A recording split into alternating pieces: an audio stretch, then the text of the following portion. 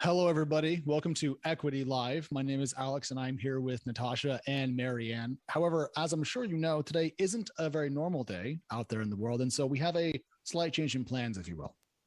Yeah, I mean, we didn't feel right about talking about funding rounds and executive shakeups and growth in fintech today because of the new war beginning with Russia's invasion of Ukraine.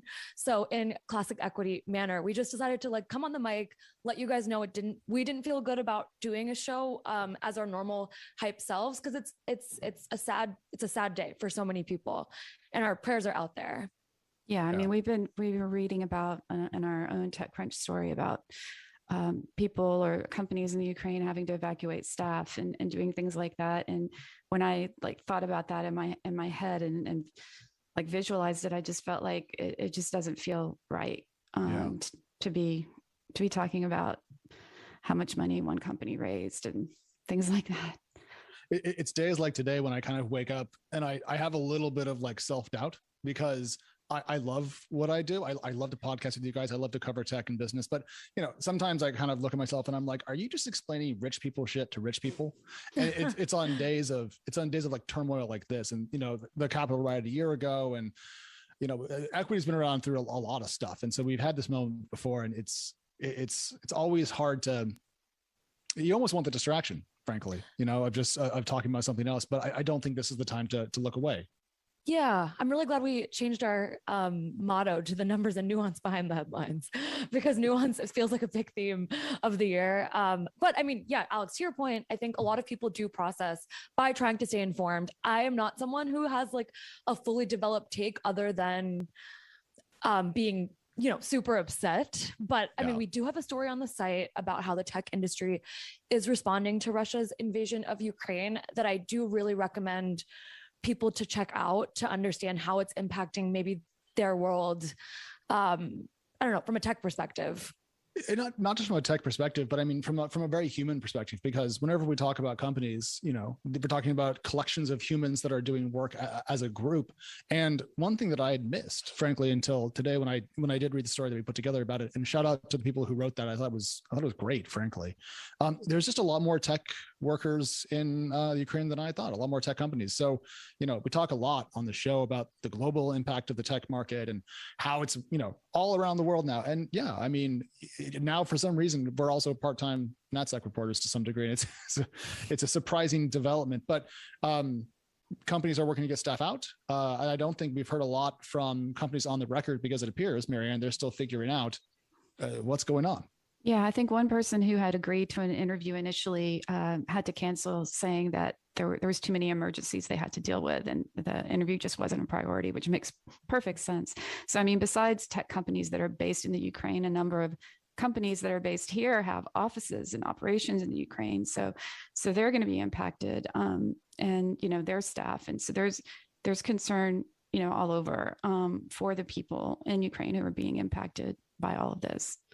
Yeah, it's insane. Another thing that I've been kind of keeping an eye on, and I don't know where this is going to end up. There's been a lot of discussion about cybersecurity globally for not just companies, but infrastructure, health institutions, and so forth. And the question is, as this situation develops, that's a really euphemistic way of saying, as the war rumbles on, what will the cyber impact be? And then how widespread will the damage be? Because this could spill out from just the national borders of Ukraine into really our own backyards and impact our own day-to-day life. We don't know yet what it will look like, but it's not going to be contained to just one nation state, is my anticipation. Well, I mean, I think the article that Zach, Ingrid, and Carly wrote, starts out talking about cyber attacks. So this is it's a different kind of war, right? Not only is it, war in the sense that historically we've envisioned war to be, but now it's one involving cyber attacks and things like this. So it's a whole other level of war that I don't think we've ever seen before in the past.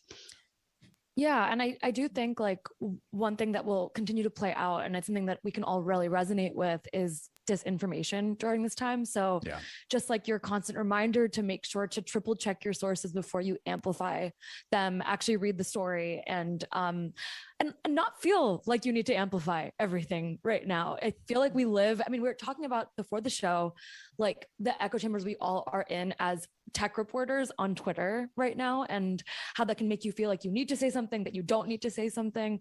But like, if you're listening, you are probably in that world in some way as well.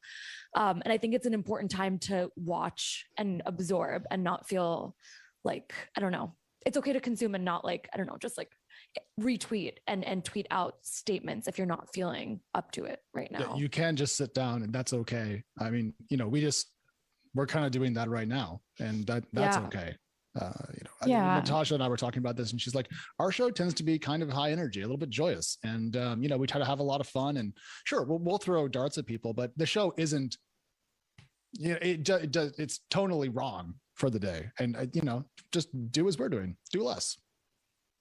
It feels good, frankly. Yeah. And I mean, I think earlier made a comment about not talking about funding rounds. Like I don't mean that as a slam to anyone who had planned to announce like their funding round today. I mean, that was, of course, no one knew this was going to happen. So like, I'm not trying to slam anyone. I get it. I mean, you've got a company, you may have raised money. So not trying to say, okay, don't be proud of that. I'm just saying that we don't feel like right now is appropriate time for us to be digging into this sort of thing. So it's not that it's not important still. It's not that we don't think it's of value. It's just, we don't feel this is the right time to be talking about it. Yeah. That's a good clarification.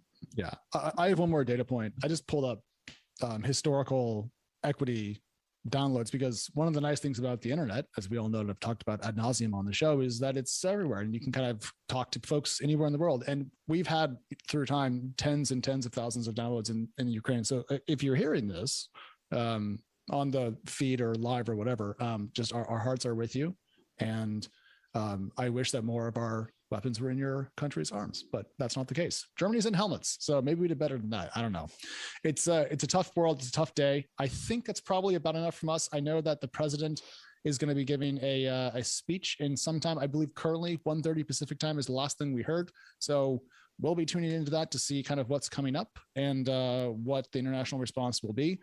But in the meantime, Natasha and Marianne, I think we'll put a pause on this, come back in a couple of weeks, do this again with our full energy level and the usual slate of shows. And in the meantime, everyone, please stay safe. Yes. Thank you everyone for coming, and we'll probably chat with you soon, but appreciate your trust as always. Yeah. Thank you. All right. We'll see you guys soon. Bye. Bye.